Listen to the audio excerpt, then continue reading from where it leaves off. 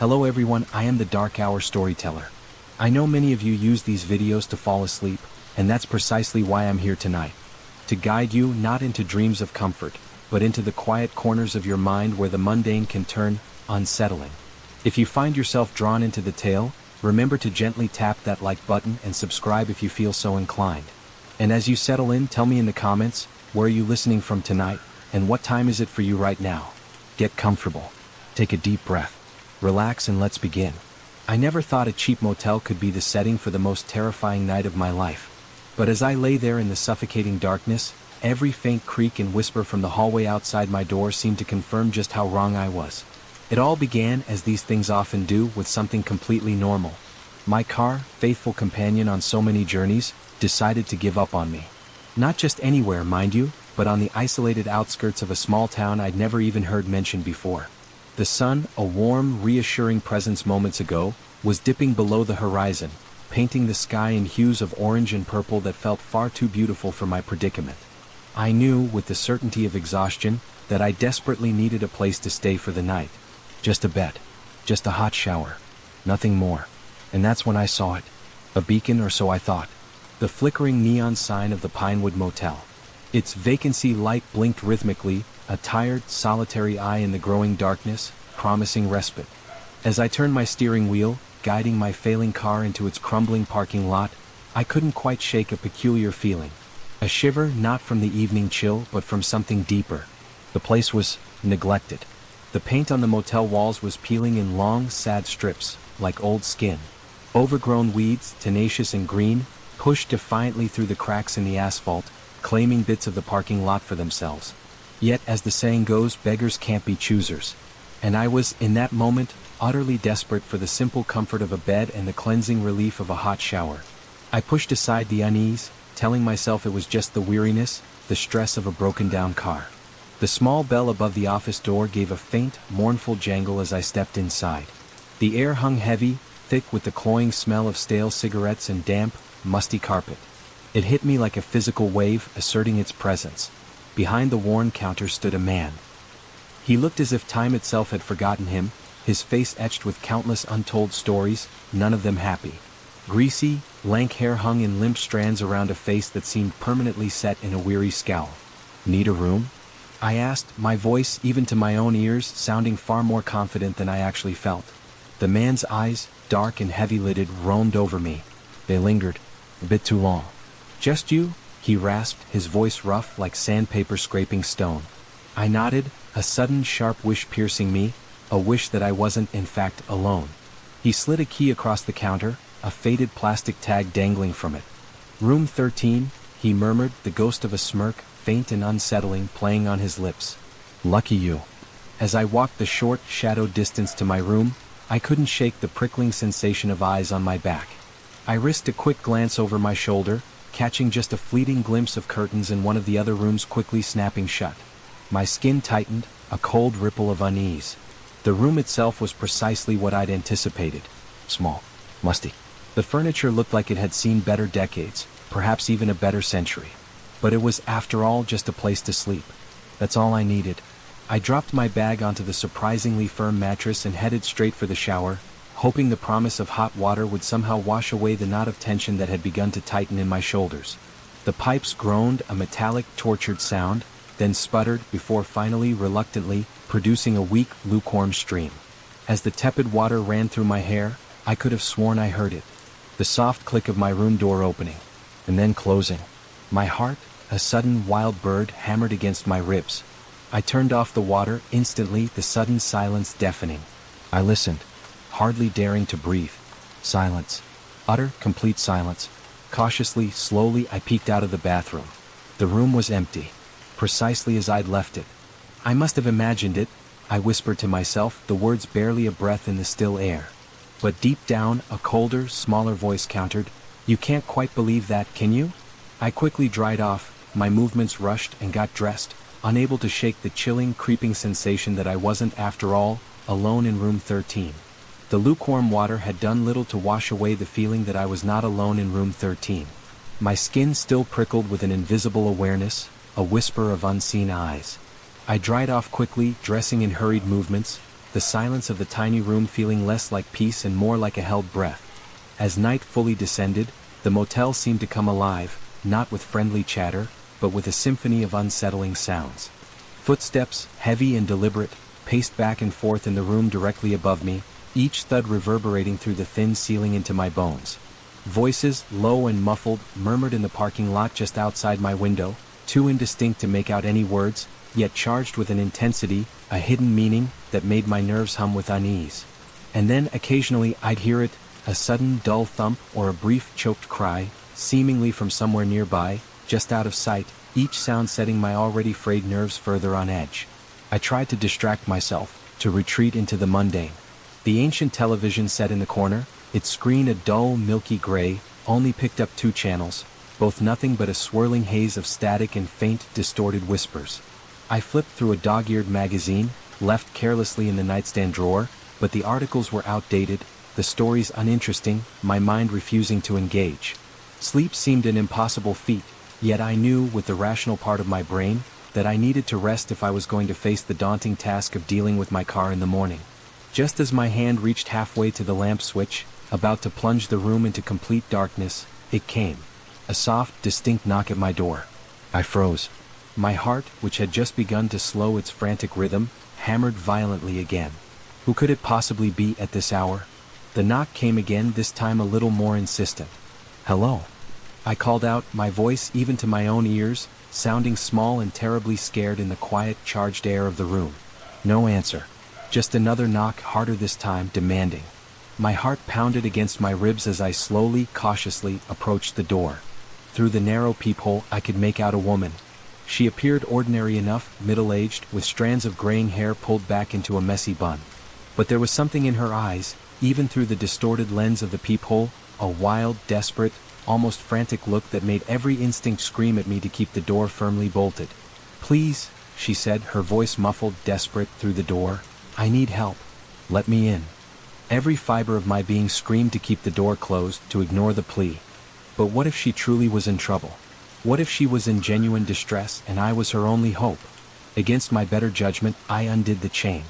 The metal links rattled faintly, a sound that seemed deafening in the silence. I opened the door just a crack. "What's wrong?" I asked, my voice barely a whisper, my muscles tensed, ready to slam it shut at the very first hint of danger. The woman's eyes darted around nervously, wide with an unnameable fear. "They're coming," she whispered, her voice barely audible. "We have to get out of here. Now." Before I could even begin to process her words, she pushed past me forcefully into the room. I stumbled back, shocked by her sudden, unexpected movement. She immediately went to the window, peering out through the edge of the cheap, faded curtains, her whole body rigid with apprehension. "Who's coming?" I demanded, fear and confusion battling for dominance in my mind. "What in God's name is going on?" She turned to me then, her face pale in the dim light of the single lamp. "You don't know?" she asked, disbelief coloring her tone, her voice barely a breath. "How long have you been here?" "I just checked in this evening," I said, the uneasiness growing, twisting into a coil of cold dread in my stomach. "My car broke down." The woman laughed then, a harsh, humorless sound that sent a fresh shiver down my spine. "Oh, honey," she said, shaking her head slowly. "That's how they get you. Your car, it didn't break down by accident." A distinct, icy chill ran down my spine. "What do you mean?" I whispered, my mouth suddenly dry. She opened her mouth to answer, but froze. Then the sound of footsteps. Heavy, deliberate. They echoed through the thin walls of the motel, growing louder, closer. They stopped, right outside my door. "They're here," she whispered, her eyes wide with unadulterated terror. The doorknob began to turn. Slowly. I realized, with a sickening lurch of horror, that in my confusion and my shock, I hadn't relocked the door after letting the woman in. She grabbed my arm then, her grip surprisingly strong, pulling me towards the tiny, dark bathroom. "Quick," she hissed. "We have to hide." Sometimes, the most terrifying journeys begin with the most innocent of destinations. It was a slow Tuesday night, and I was just grateful for the cheerful ping of the delivery app. Any extra cash was welcome, especially with rent looming. The address was unfamiliar, somewhere out on the fringes of town, where the streetlights dwindled, and the houses grew sparse, isolated. I hummed along to the radio, the mundane melody a stark contrast to the growing unease I couldn't quite name. My headlights cut through the encroaching darkness as I navigated the winding country roads, the trees on either side rising like silent, watchful sentinels. The GPS, a disembodied voice of logic and direction, guided me to turn onto a narrow gravel driveway, barely visible among the overgrown bushes that clawed at the edges of the path. As I drove deeper into the property, the trees seemed to close in around me, their bare branches reaching out like gnarled, skeletal fingers against the inky sky. Finally, I spotted a house. You could call it that. It was more a dilapidated shack, its windows dark like vacant eyes, and its paint peeling in ragged flakes. A single, weak bulb flickered above the front door, casting long, eerie shadows across the porch, making the familiar shape of the house feel wrong, alien. I grabbed the pizza box, its warmth a small comfort in the suddenly cold night, and approached the house, the gravel crunching loudly under my feet. The silence here was oppressive, broken only by the chirping of unseen crickets and the distant, mournful hoot of an owl. I took a deep, steadying breath, trying to shake off the growing sense of unease, and knocked. For a long moment there was no response. I was about to knock again, a little louder this time, when I heard it, movement inside. Slow, shuffling footsteps. They approached the door, deliberate, heavy. The door creaked open, slowly, revealing a man who looked, quite literally, like he'd stepped straight out of a horror movie. He was tall, gaunt, his wild, unkempt hair and scraggly beard framing a face that seemed ancient. His eyes, sunken deep in their sockets, fixed on me with an intensity that made my skin crawl, a cold dread begin to seep into my bones. A pizza delivery, I stammered, holding out the box, my voice thin, uncertain. The man's face split into a grin. A wide, terrible grin revealing yellow, crooked teeth. Yes, he rasped, his voice like dry leaves scraping together. Come in. I'll get your money. Every single instinct, primal and screaming, urged me to turn and run. To just drop the pizza and sprint back to my car to safety. But I pushed it down. I reminded myself, with a desperate, internal whisper, that I was just being paranoid. It was just an odd old man. In a creepy house. Nothing to be afraid of. I stepped inside. And immediately I regretted it. The smell hit me first. A thick, musty, sour odor that made my nose wrinkle, cloying and sickly sweet. The interior was dimly lit, cluttered with towering stacks of old newspapers and forgotten furniture, creating a maze-like path through the single visible room. Just wait here, the man said, his voice a low growl, before disappearing into another room, leaving me alone in the oppressive stillness. I stood awkwardly in the entryway, shifting my weight from foot to foot, my eyes darting around, taking in the strange, unsettling decor. Faded photographs, their subjects long forgotten, covered one wall, their eyes seeming to follow me. And then, on a nearby table, I spotted something that made my blood run cold. A haphazard collection of newspaper clippings, all about missing persons. In this very area. The man returned. But instead of money, he held a gun. My heart leapt into my throat, hammering against my ribs as he pointed it directly at me, that unsettling yellow grin still plastered on his face. Now, he said, his tone casual as if discussing the weather. You're going to do exactly as I say. The snap of a twig under my boot echoed through the hushed forest like a gunshot. I froze. My heart, which had been beating a calm, meditative rhythm moments before, now pounded frantically in my chest, a trapped bird desperate to escape. And that's when I saw them. Shadowy figures, moving between the ancient, towering trees. They weren't animals. They were human. And I knew, in that terrifying instant, that my leisurely hike, my attempt to reconnect with nature, had just become something else entirely. It had become a desperate fight for survival. This was supposed to be a simple weekend getaway. I'd been feeling stretched, pulled in too many directions by work, and my therapist, with her soothing voice and reassuring manner, had suggested it. Spend some time in nature, she'd said. Reconnect with the earth. It'll do wonders for your anxiety. So here I was, 3 hours deep into a trail in the majestic Cascade Mountains. My backpack, light with trail mix and bottled water, felt heavy now with an unspoken dread. Not another soul in sight. Or so I had thought. The day had started beautifully. The sun, a warm, golden eye, filtered through the thick canopy of evergreens, dappling the forest floor with pockets of warm, shifting light. The air was crisp, clean, alive with the intoxicating scent of pine and damp earth. With each rhythmic step, I felt my worries beginning to dissolve, the gentle crunch of my boots on the trail becoming a meditation of sorts. An hour ago, perhaps more, I'd veered off the main path, drawn by the distant, inviting sound of rushing water. I found a pristine stream, its clear water bubbling over smooth, worn rocks. I stopped, grateful to refill my water bottle, marveling at how clean, how purely fresh it tasted compared to the chlorinated tap water back home. And that's when I heard it.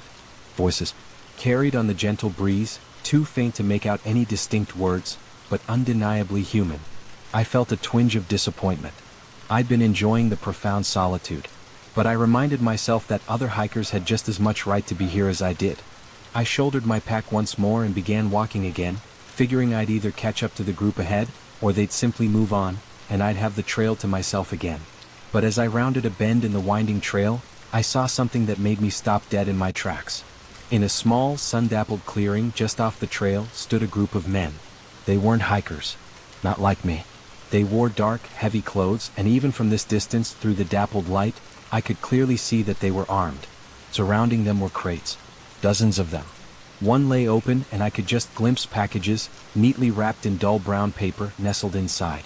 My brain struggled, refused to process what I was seeing. This deep in the woods.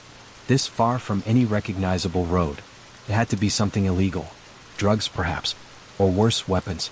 My pulse quickened, a frantic drumbeat in my ears as the chilling realization dawned on me. I was witnessing something I definitely wasn't supposed to see. I took a slow, silent step backward, intending to quietly retrace my steps. To get as far away from here as possible, to disappear into the quiet anonymity of the forest. And then my foot landed, directly on the twig. The snap. Loud. Sure. It seemed to echo, reverberating through the entire, sudden silence of the forest. The men's heads snapped in my direction. For a moment we all froze, locked in a terrible tableau of mutual surprise. Then one of them shouted, and they started moving, towards me. I didn't wait. I didn't wait to see what would happen next. I turned, and I ran, crashing through the underbrush, the quiet peace of the forest shattered by the sudden, brutal sounds of my desperate flight. We crammed ourselves into that tiny motel bathroom, barely daring to breathe. The air was thick with the dust of age and the sharp tang of fear. I could hear them, the heavy footsteps, entering my room just outside. The slow, deliberate creak of the door. Then the sounds of drawers being yanked open, furniture being shoved across the floor. They weren't looking for a lost item. They were searching. Searching for us. Where are they? A gruff voice demanded, rough as splintered wood. Not here, another answered, closer now. Check the next room. The footsteps retreated, the door finally closing with a soft click that still managed to echo like thunder in the suffocating silence. A shaky, desperate breath escaped my lips, a breath I hadn't realized I'd been holding. What the hell is going on? I whispered to the woman beside me, my voice barely a tremor. She pressed a finger to her lips, shaking her head, her eyes wide with a warning that needed no words. After what felt like an eternity of tense, breathless silence, she finally spoke, her voice a fragile whisper against the darkness. This isn't just a motel, she said, each word a chilling confession. It's a trap.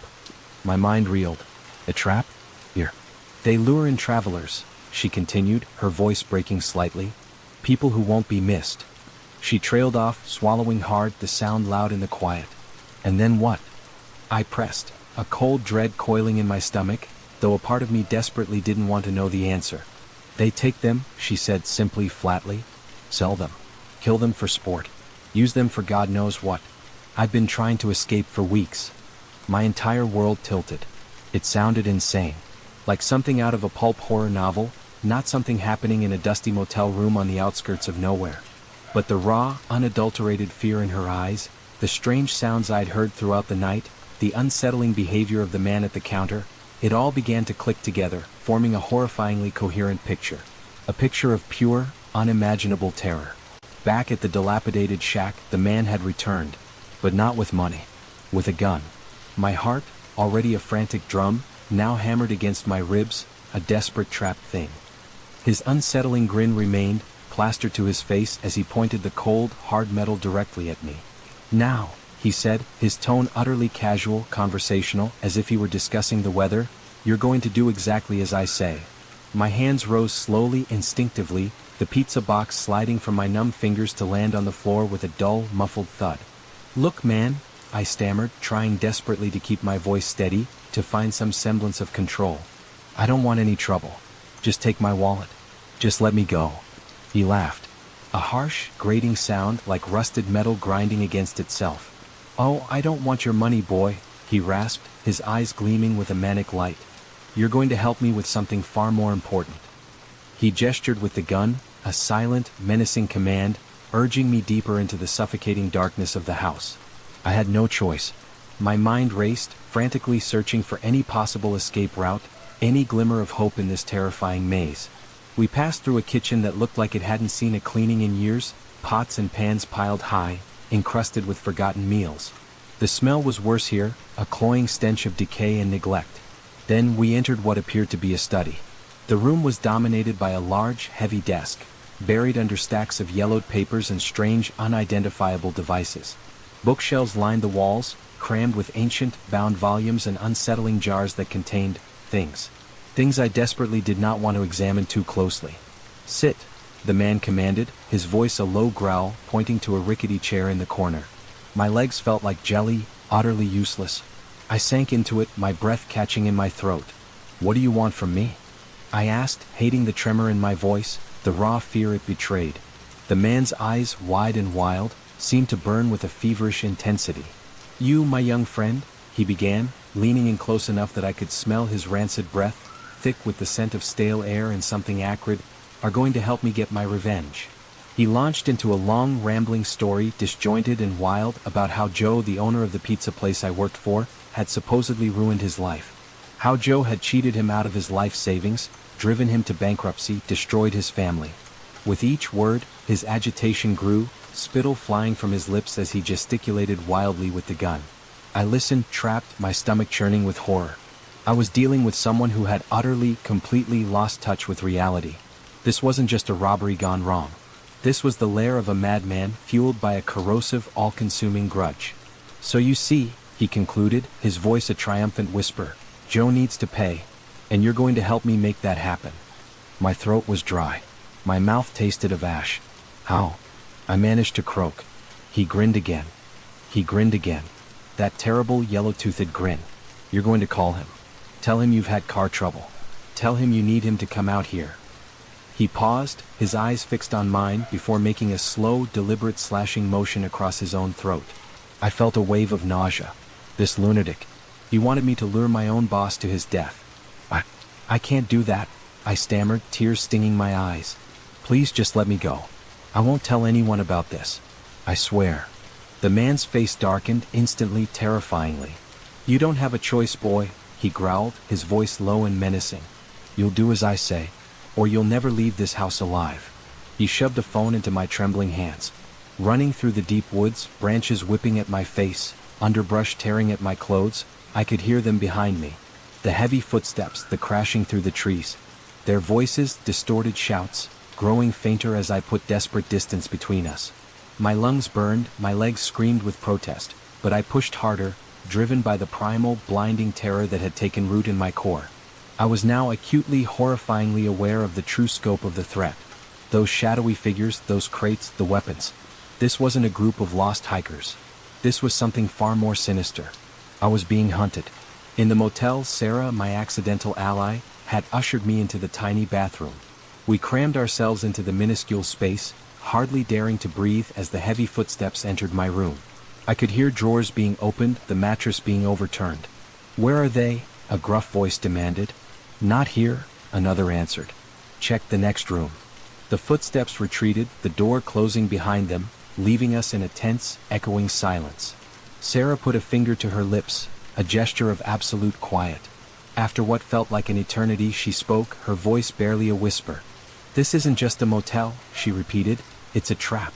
They lure in travelers, people who won't be missed." She trailed off, a tremor in her voice. "They take them," she finished, her voice flat, devoid of emotion. "Sell them, kill them for sport, use them for God knows what. I've been trying to escape for weeks." My mind reeled. It sounded insane. A horror story ripped from a cheap paperback.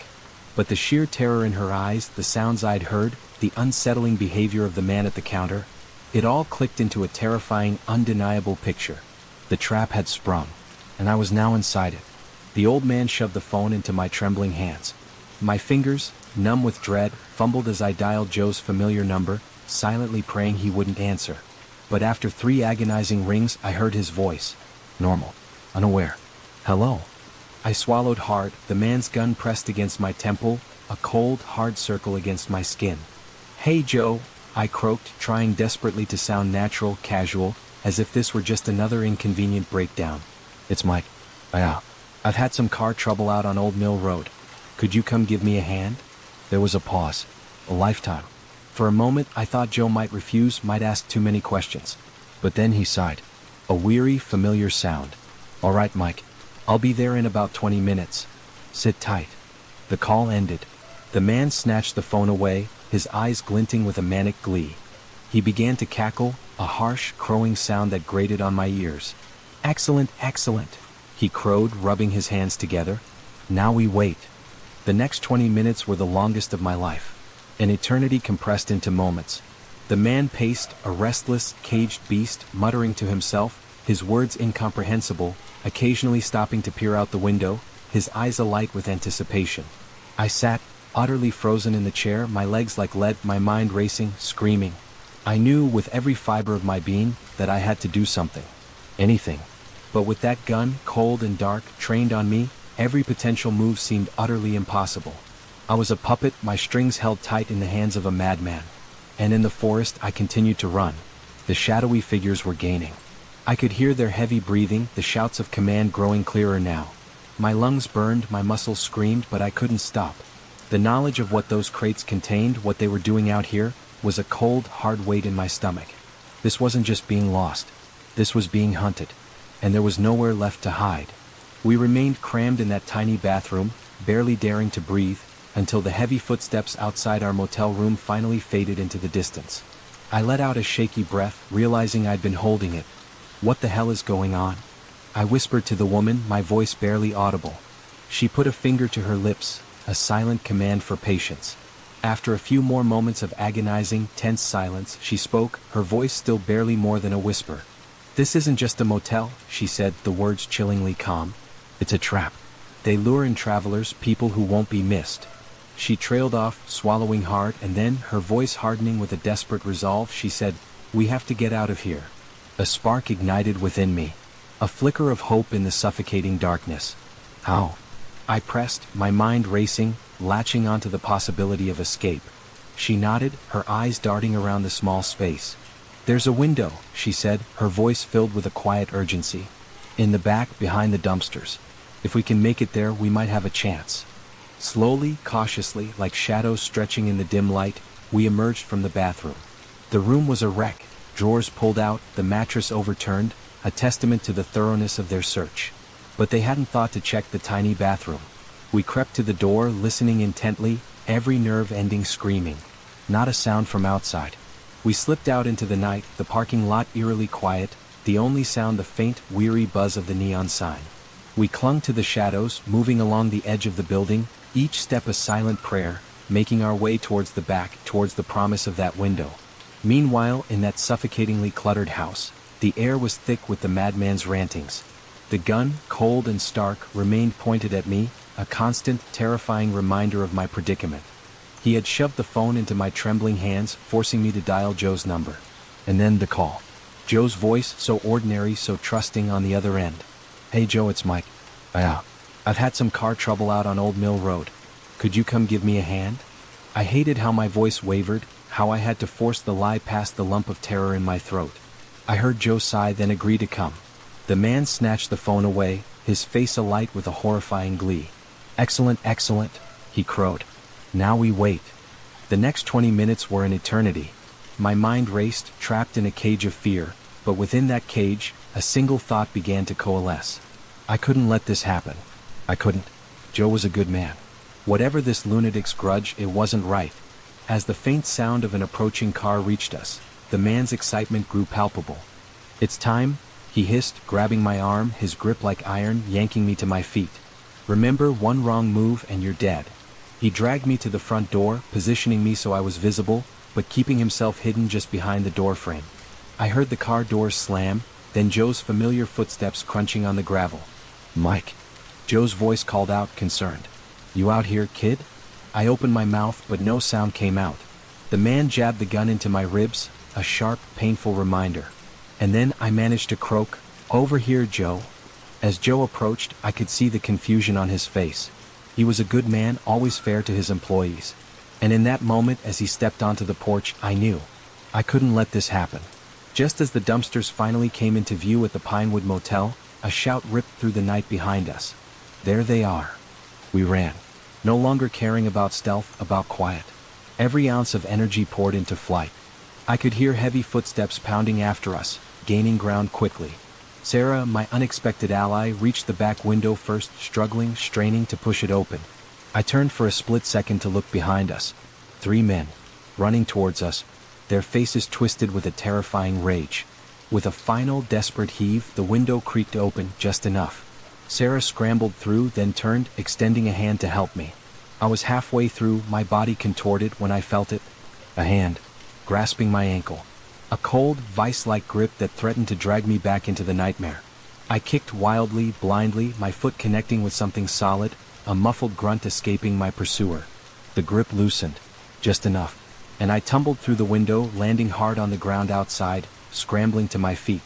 We ran into the suffocating darkness of the woods behind the motel, branches whipping at our faces, thorns tearing at our clothes as we crashed through the thick underbrush. I could still hear our pursuers crashing through the trees behind us, their shouts growing fainter, fainter, as we somehow, miraculously, managed to put more and more distance between us. We ran until our lungs burned, until our legs screamed with protest, until the first faint light of pre-dawn began to stain the sky. Back at the dilapidated house, as Joe approached, I made my decision. A flash of pure adrenaline, a surge of defiant courage. With a sudden, desperate burst of strength, I shoved backwards, throwing my weight against my captor. He was caught off guard. We tumbled to the floor in a tangled, chaotic mess of limbs, the gun skittering across the wooden planks, sliding out of his reach. "Run, Joe!" I yelled, my voice hoarse, ragged as I struggled desperately to keep the man pinned beneath me. "Call the police." To his credit, Joe reacted instantly. He scooped up the gun, his hand steady despite the shock etched across his face, and trained it on the madman beneath me. "What the hell is going on here?" Joe demanded, his voice trembling with a mixture of confusion and righteous anger. The man beneath me had gone still. All the fight, all the manic energy, seemed to drain out of him in an instant. He began to sob. Great, heaving, heartbroken cries that shook his entire body, now that he was disarmed, powerless. In the forest, the shouts of my pursuers grew fainter, finally fading altogether. After what felt like an eternity, hours stretching into an endless, desperate flight, we finally stopped. Gasped. Collapsed in the faint, pre-dawn light. My legs were trembling, my body aching with exhaustion, but ahead, through the thinning trees, I could see it. A road. We had made it. We had somehow, against all odds, escaped. We ran. Ran until our lungs burned and our legs screamed with protest. Ran until the sounds of our pursuers faded completely, swallowed by the vast, indifferent forest. After what felt like an eternity, hours stretching into an endless, desperate flight, we finally stopped. Gasped. Collapsed in the faint, pre-dawn light. My body ached with exhaustion, every muscle screaming, but through the thinning trees ahead, I could see it. A road. We had made it. We had somehow, against all odds, stumbled our way to safety. As we walked, slowly, tentatively, towards the beckoning asphalt, hoping to flag down a passing car, the woman beside me turned. "I'm Sarah," she said, her voice tired, but with a faint, genuine smile gracing her lips. "Alice," I replied, the name feeling foreign on my tongue, still trying to process the impossible horrors of the night. "Thank you, Alice," Sarah said softly, her eyes holding a deep, shared understanding. I couldn't have made it out alone. I nodded, words failing me. What could I say?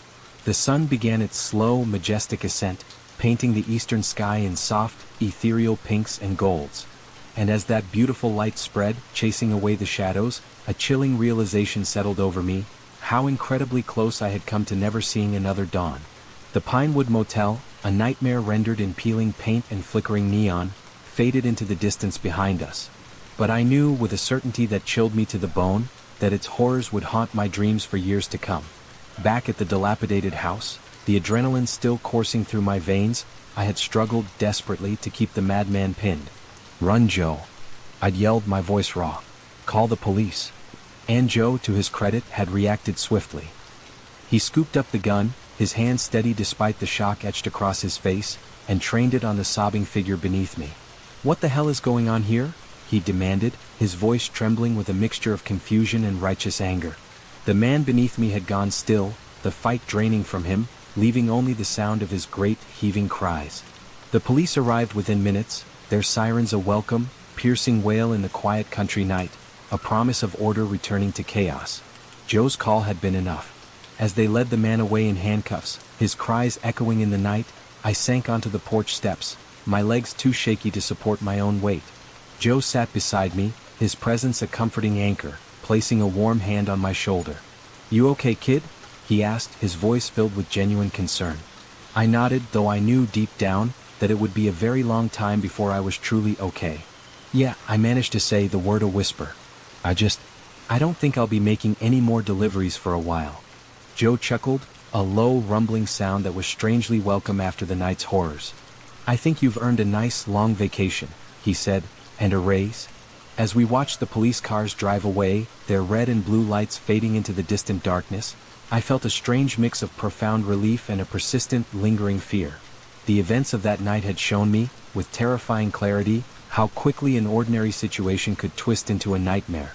But it had also, in a strange, unexpected way, shown me something else, my own strength, a resilience I hadn't known I possessed. I knew the memory of this night, the smell of that house, the glint in his eye, would stay with me. A chilling reminder of the darkness that can lurk behind even the most unassuming doors. But as the first light of dawn began to paint the sky, a faint glimmer of hope emerged. I had faced my worst fear, and I had survived. Whatever came next, I knew with a newfound certainty that I could handle it. The pizza, forgotten on the floor of that horrible house, had long since gone cold. But as Joe and I drove back towards the familiar glow of town, I found that I had never, in my entire life, been more grateful for a ruined delivery. The forest now stretched around me, quiet once more. The sounds of pursuit had vanished, replaced only by the gentle rustle of leaves and the faint chirping of awakening birds. But the terror. The memory of those shadowy figures, their shouts, the desperate scramble for survival, that would never vanish. Not truly. My heart still hammered, a frantic drum against my ribs, and my legs trembled uncontrollably.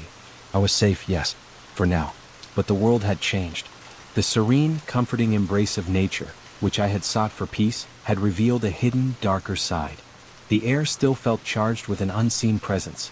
The trees now seemed to watch me with a different kind of silence. The path ahead was clear, leading me towards a distant, glimmering hope of civilization. But the invisible path I had traveled, the one that had taken me from casual hiker to desperate prey, was etched deep into my soul. I knew with chilling certainty that the way I saw the world, the way I trusted in the everyday, was forever altered. The snap of a twig would never just be a twig again. A rustle in the bushes would always carry the echo of pursuit, and the quiet of the woods, once so comforting, would now always hold a hint of hidden menace. I continued to walk, each step a testament to my survival, but also a slow, deliberate march away from the person I once was. The sun was rising, painting the sky with a new day's promise. But for me, the shadows of the night would linger, a permanent part of my story. The sun, a giant, benevolent eye, now fully illuminated the world. Sarah and I, side by side, our clothes torn, our bodies aching, walked towards the road. Each step was a testament to our survival. We flagged down a passing car. The driver, a kind, elderly woman, seemed to take in our disheveled appearance without judgment, offering us a ride to the nearest town with a police station. As we drove away, the Pinewood Motel, with its flickering neon sign and peeling paint, diminished in the rearview mirror, shrinking until it was just a dark, indistinct smudge against the rising sun. It was gone from sight, but I knew, with a certainty that chilled me to the bone, that its horrors would linger. They would seep into the quiet hours of the night, twisting the ordinary shadows in my bedroom into grotesque shapes, turning every unexpected creak of the floorboards into a potential threat. The memory of that desperate scramble, the cold grip on my ankle, the chilling words whispered in the dark, these would haunt my dreams for years to come.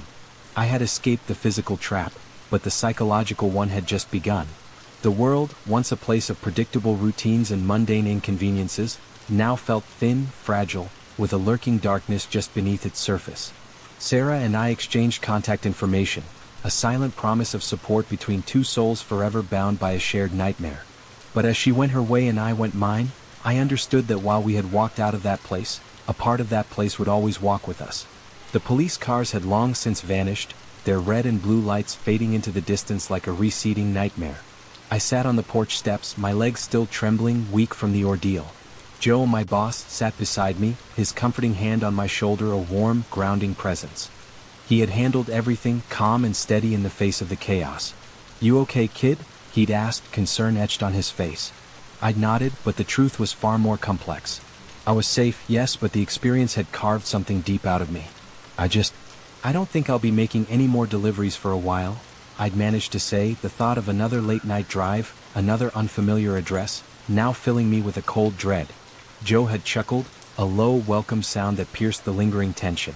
"I think you've earned a nice, long vacation," he'd said, "and a raise." As we drove back to town, the faint aroma of the forgotten pizza, now cold and ruined on the floor of that horrible house, still seemed to cling to the air. The familiar streets, the bright lights of the diners, the distant hum of traffic, they all looked the same. But they felt different. Every shadow seemed deeper, every unexpected movement, every passing car, held a new, unsettling potential. I had always taken my routine, my everyday existence, for granted. Now I saw the fragile thread that held it all together and how easily it could snap. I had faced a madman, looked into the abyss of his vengeful madness, and survived. It had shown me a strength I didn't know I possessed, a resilience that had emerged from the rawest fear. But it had also ripped away a layer of innocence, a belief in a fundamentally safe world. I was back in civilization, back in my car, driving on familiar roads, but I wasn't entirely back. A part of me remained in that cluttered shack, forever changed by the encounter. The memory of that night, sharp and chilling, would stay with me, a constant reminder of the darkness that can lurk behind even the most unassuming doors. Yet, as the first light of dawn began to paint the sky, I also felt a glimmer of something new, a hard-won understanding. Whatever came next, I knew with a quiet, fierce certainty that I could handle it. I had faced my worst fear and survived. And in a strange way, that ruined pizza delivery had given me more than any amount of money ever could. The forest now stretched around me, quiet once more. The sounds of pursuit had vanished, swallowed by the vast, indifferent wilderness. But the terror remained. The memory of those shadowy figures, their menacing shouts, the desperate, lung-searing scramble for survival, it would never truly vanish. My heart still hammered, a frantic drum against my ribs, and my legs trembled uncontrollably. I was safe, yes, for now. But the world had changed. The serene, comforting embrace of nature, which I had sought for peace, had revealed a hidden, darker side, a place where evil could lurk, unseen, unheard. The air still felt charged with an unseen presence. The ancient trees now seemed to watch me with a different kind of silence. The path ahead was clear, leading me towards a distant, shimmering hope of civilization. But the invisible path I had traveled, the one that had taken me from casual hiker to desperate prey, was etched deep into my soul. I knew with chilling certainty that the way I saw the world, the way I trusted in the everyday, was forever altered. The snap of a twig would never just be a twig again. A rustle in the bushes would always carry the echo of pursuit. And the quiet of the woods, once so comforting, would now always hold a hint of hidden menace, a promise of unseen eyes. I continued to walk, each step a testament to my survival, but also a slow, deliberate march away from the person I once was. The sun was rising, painting the sky with the promise of a new day, warm and bright. But for me, the shadows of the night would linger, a permanent part of my story, a silent whisper in the back of my mind. The world was not as safe as I once believed, and I was no longer the same.